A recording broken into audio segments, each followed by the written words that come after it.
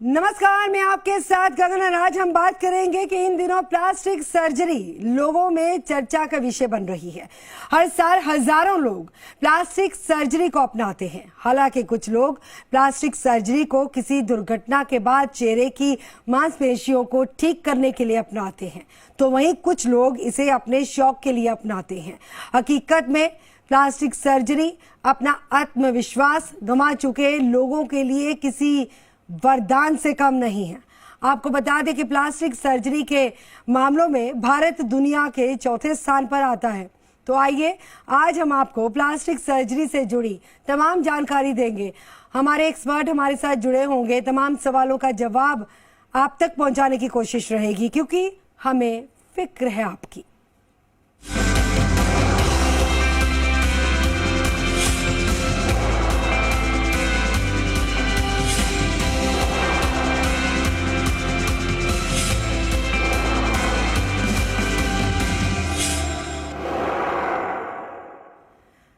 तो मेहमान हमारे साथ जुड़ चुके हैं डॉक्टर हरीश शर्मा, हमारे साथ जुड़े हैं प्रोफेसर सफदरजंग अस्पताल से, और हमारे साथ जुड़ चुके हैं डॉक्टर ऋचा कुमार भी, सीनियर प्लास्टिक सर्जन हैं। सर, आपका बहुत बहुत स्वागत है।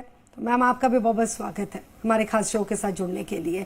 और इससे पहले कि हम विषय पर चर्चा करें, उससे पहले एक खास जानकारी दर्शकों को दे दें कि आप कोई भी प्रश्न है, कोई सवाल है, किसी भी विषय पर जानकारी हासिल करना चाहते हैं प्लास्टिक सर्जरी के मद्देनजर, तो आप इन दो नंबरों पर कॉल कर सकते हैं। हमें आपकी कॉल्स का इंतजार रहेगा, लेकिन इसके साथ एक गुजारिश भी है कि जिस वक्त आप कॉल कीजिएगा उस वक्त आप अपने टीवी का वॉल्यूम पीछे से बंद रखिए। जब आप अपना सवाल पूछ चुके हो तो टीवी का वॉल्यूम तब आप ऑन कर सकते हैं और डॉक्टर साहब को सुन सकते हैं। तो हम शुरुआत करेंगे। डॉक्टर हरीश शर्मा, सबसे पहले मैं आपका रुख करूंगी कि प्लास्टिक सर्जरी है क्या और कितनी कारगर है। कार्यक्रम के सभी दर्शकों को मेरा नमस्कार। प्लास्टिक सर्जरी एक रिफाइंड सर्जरी है जिसमें कि सर्जरी की स्किल को बेहतर बनाते हुए लोगों की, बच्चों की जो जन्मजात विकृति हैं या जवान होने पर जो चेहरे की बनावट में कमियां हैं या किसी वजह से कोई अंग खो जाता है, काट दिया जाता है सर्जरी से, कैंसर सर्जरी से या दुर्घटनावश, तो उनको बनाना, इन सब चीज़ों को ही प्लास्टिक सर्जरी कहा जाता है। इसके अलावा जले हुए मरीजों के निशानों को हटाना, उनके जो सिकुड़न होती हैं, कॉन्ट्रैक्चर होते हैं, उनको ठीक करना, वह भी प्लास्टिक सर्जरी के अंतर्गत आता है। और विशेषतः जो माइक्रो सर्जरी होती है जिसमें कटे अंग को निश्चित समय के अंदर दोबारा जोड़ देना, उसकी खून की नसों को दोबारा जोड़ देना, वह भी प्लास्टिक सर्जरी के अंदर आता है। जी डॉक्टर ऋचा, आप हमें बताएं कि कितनी कारगर है और क्या इसके कोई साइड इफेक्ट्स भी हैं? नमस्कार दोस्तों, जैसे कि आप सभी लोग जानते हैं प्लास्टिक सर्जरी के बारे में बहुत भ्रांतियां फैली हुई हैं। आपने कहा कारगर है या नहीं, अगर कारगर नहीं होती तो आज तक ये ब्रांच चल नहीं रही होती। ये one of the oldest super speciality branch है जनरल सर्जरी की। इस प्लास्टिक सर्जरी का इफेक्ट बहुत लॉन्ग लास्टिंग होता है। कुछ लोगों के दिमाग में कुछ इस तरह के सवालात होते हैं, क्या साइड इफेक्ट होंगे। जिस तरह बाकी सर्जरी है उसी तरह ये सर्जरी भी है, साइड इफेक्ट नहीं होते हैं। हमको रादर कहना चाहिए कॉम्प्लिकेशंस, जो कि किसी भी प्रोसीजर के साथ हो सकते हैं। सिमिलर या उसी टाइप के कॉम्प्लिकेशन प्लास्टिक सर्जरी के भी होते हैं। अलग से कुछ ऐसा कॉम्प्लिकेशन नहीं होता है। अमूमन लोग सोचते हैं कि प्लास्टिक मतलब प्लास्टिक, एक बहुत कॉमन सा सवाल होता है, प्लास्टिक है तो क्या पिघल जाएगी, बट ऐसा नहीं है।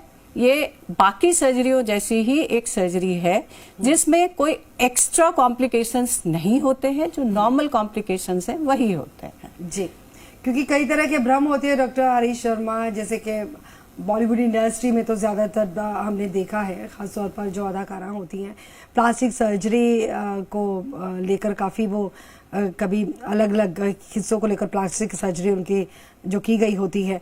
तो जैसे हमने एक स्टार जो थे वो अभी नहीं रहे हैं, उनकी भी अगर बात की जाए तो प्लास्टिक सर्जरी उन्होंने अपने फेस पर इतनी ज़्यादा करा रखी थी कि उसके पीछे भी ये भ्रम फैलाया गया कि इसलिए मौत हुई क्योंकि प्लास्टिक सर्जरी ज़्यादा की गई थी, बहुत सारी प्लास्टिक सर्जरी थी। क्या ऐसा है?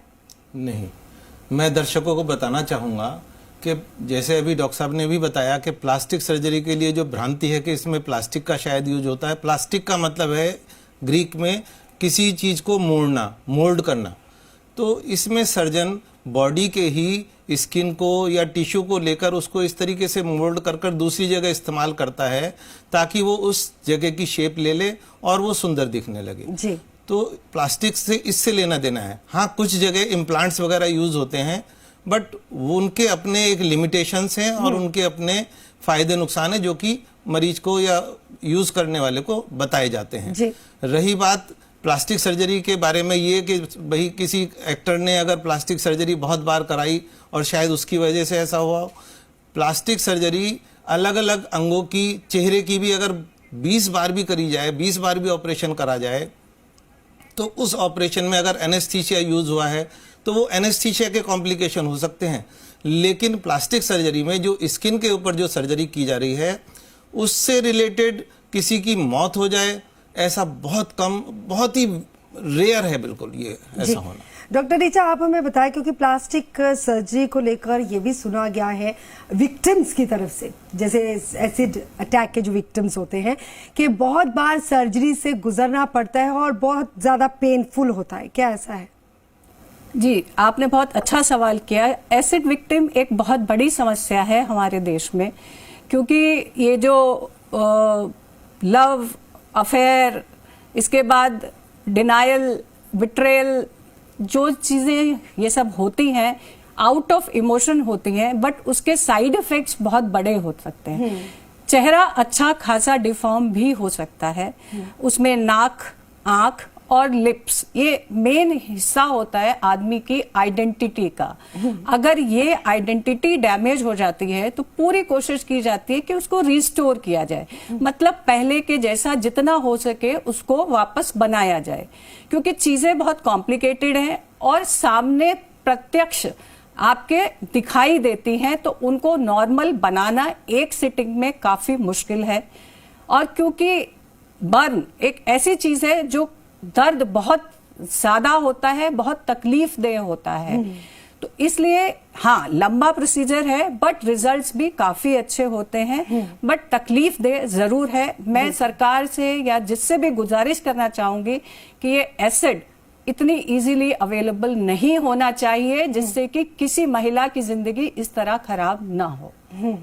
कई बार जो स्किन है वो जानवरों के काटने से भी खराब हो जाती है। क्या वहां पर प्लास्टिक सर्जरी करवाना ठीक है या कितना कारगर है? जी, आपने बिल्कुल ठीक कहा। अगर जानवरों के काटने से कोई अहम अंग डैमेज हो गया है या खत्म हो गया है तो उसको कराना बहुत मजबूरी भी होती है। हर टाइम प्लास्टिक सर्जरी किसी दिखावे के लिए नहीं की जाती या किसी चीज को करेक्ट करने के लिए नहीं की जाती।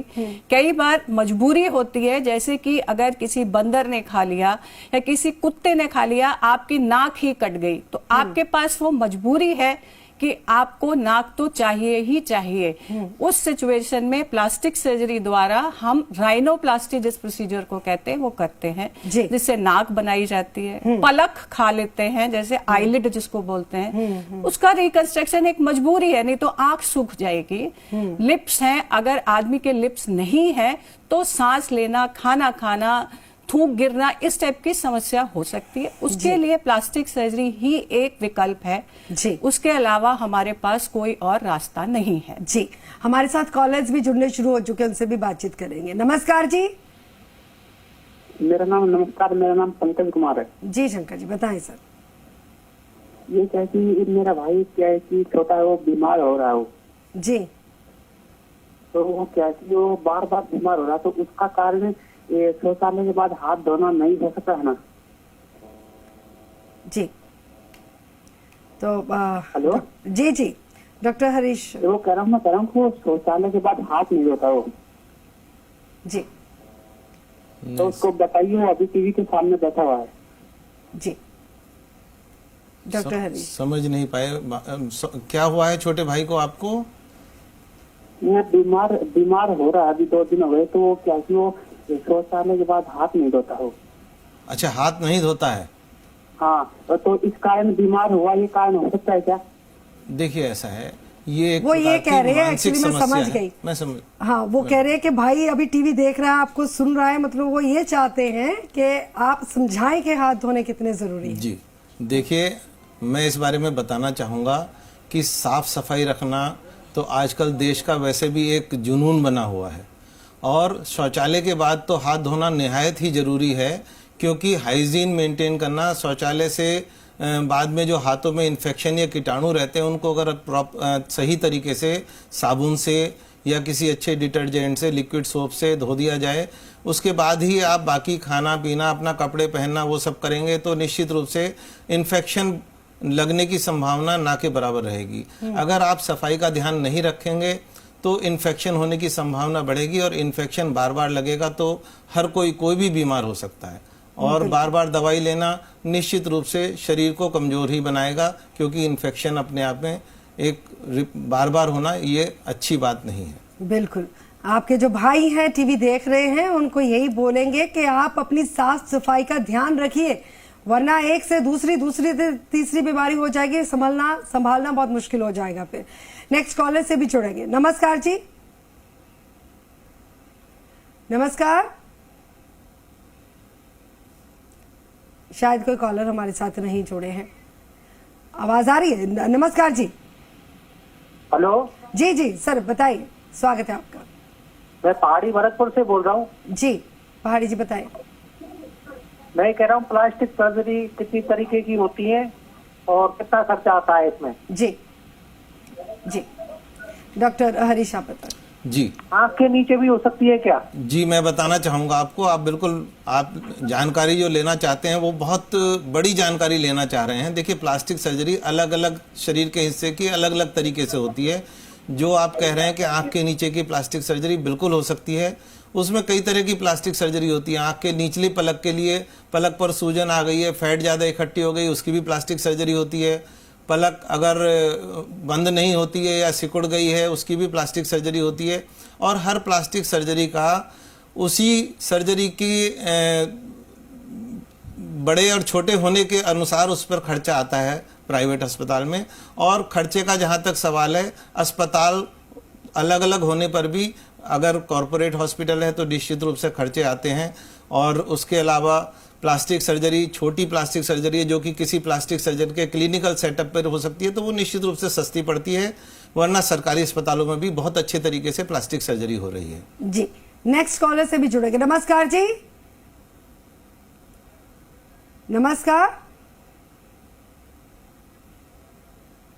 तो अभी जब तक कोई कॉलर हमारे साथ जुड़े तो डॉक्टर ऋचा आप हमें बताएं कि प्लास्टिक सर्जरी जो है कितनी एज के बाद जो है वो करानी चाहिए?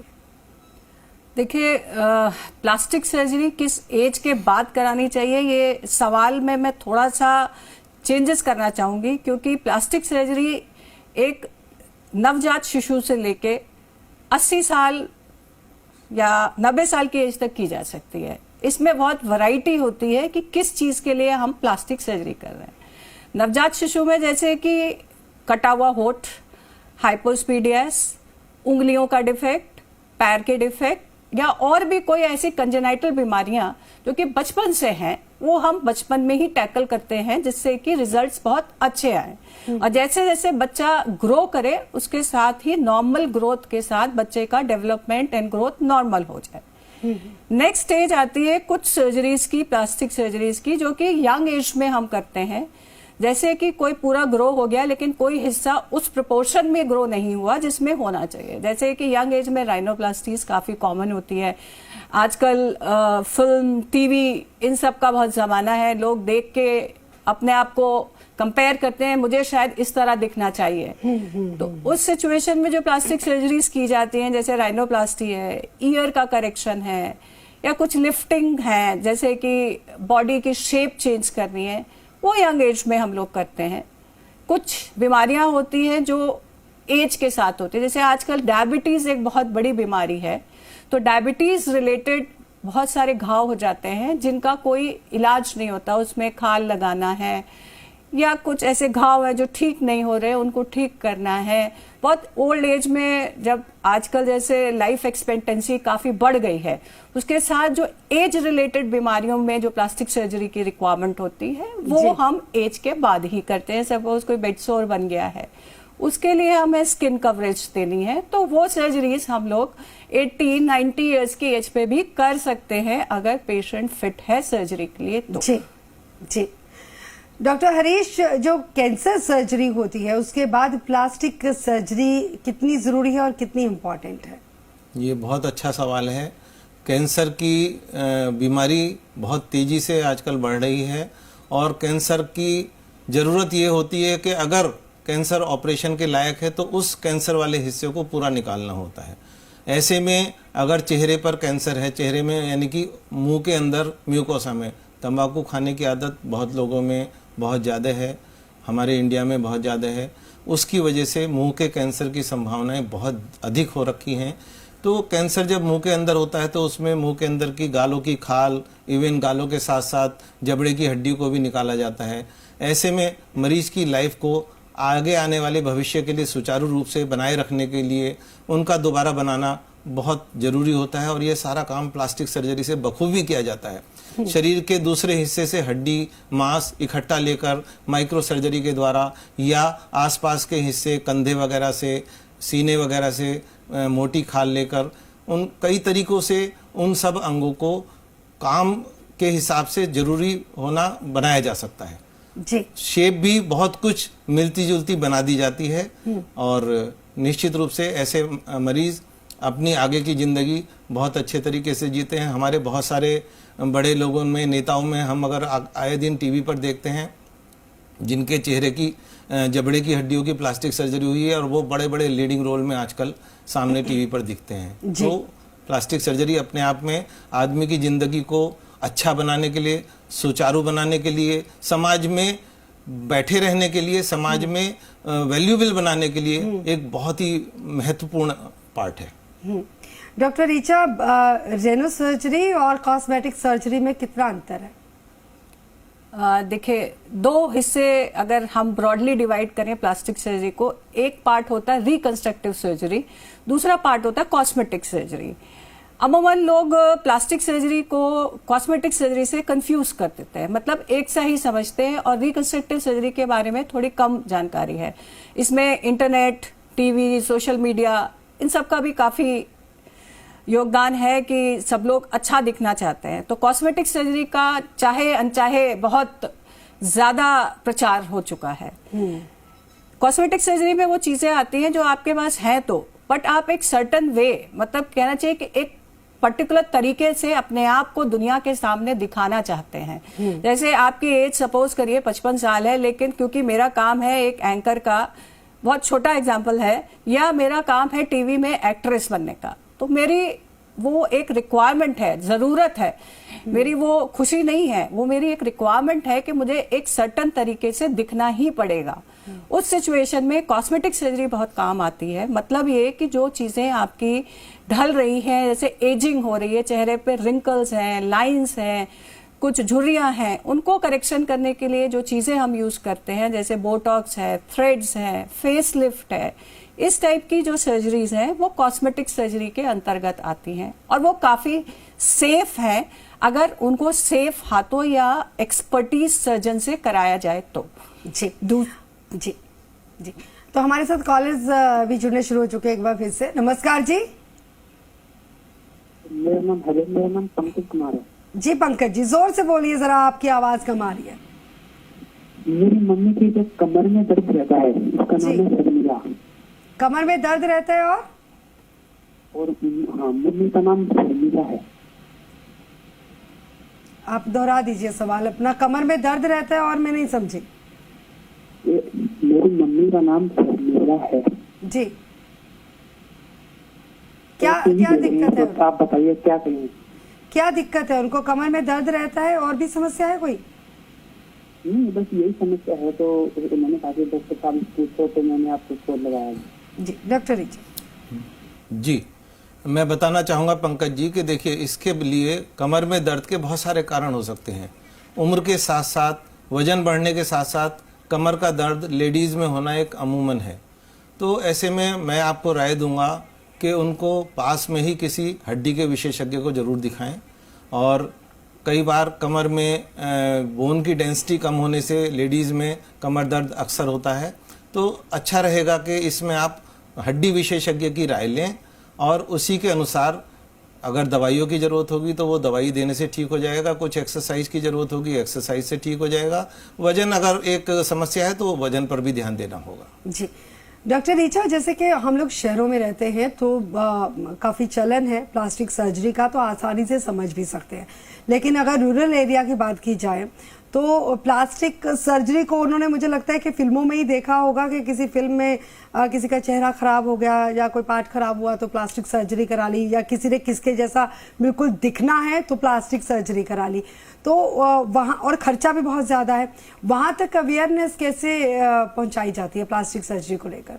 ये आपने बहुत अच्छा प्रश्न पूछा कि बहुत तरह के फैंसीज या बहुत सारा का आइडियाज हैं लोगों के दिमाग में कि अगर हम प्लास्टिक सर्जरी करा लेंगे तो हम शाहरुख खान जैसे दिख सकते हैं या हम माधुरी दीक्षित जैसे दिख सकते हैं। देखिए, भगवान ने सबको अपनी अपनी शक्ल दी है और वो हमारी एक आइडेंटिटी है, पहचान है। पहचान पत्र में हम माधुरी दीक्षित का फोटोग्राफ नहीं लगा सकते हैं। हम कुछ चीजों को सुधार सकते हैं आपकी इच्छा अनुसार, बट डॉक्टर और पेशेंट दोनों में एक सामंजस्य बहुत जरूरी है। प्रॉब्लम तभी आती है जब मरीज कुछ और कहता है, डॉक्टर कुछ और समझता है। तो इसलिए जिस भी डॉक्टर से आप संपर्क करें उनको अपनी बात अच्छे से समझाएं और कृपा करके इस बात को आप दिमाग से बिल्कुल निकाल दें कि बिल्कुल किसी और के जैसा चेहरा हूबहू बनाया जा सकता है। फिल्म या चलचित्र एक प्रतिबिंब है, वो सिर्फ इमेजेस हैं या फोटोज हैं, उसमें चेंजेस किए जा सकते हैं, लेकिन हम इंसान हैं, इंसान में किसी हद तक ही बदलाव किया जा सकता है। और मैं फिर आप सब लोगों से ये गुजारिश करूंगी कि प्लास्टिक सर्जरी एक सर्जरी है, उसमें चेंजेस किसी हद तक ही किए जा सकते हैं। तो आप अपनी अपेक्षाएं रियलिस्टिक रखें और उसके बाद इस सर्जरी के बारे में सोचें, उसके बारे में गहन अध्ययन करें, अपने किसी एक्सपर्ट से राय लें। सर्जरी की जा सकती है, बहुत सेफ है आजकल की कंडीशंस में, और गांव में भी सर्जरी होती है, छोटे शहरों में भी आजकल प्लास्टिक सर्जरी अवेलेबल है।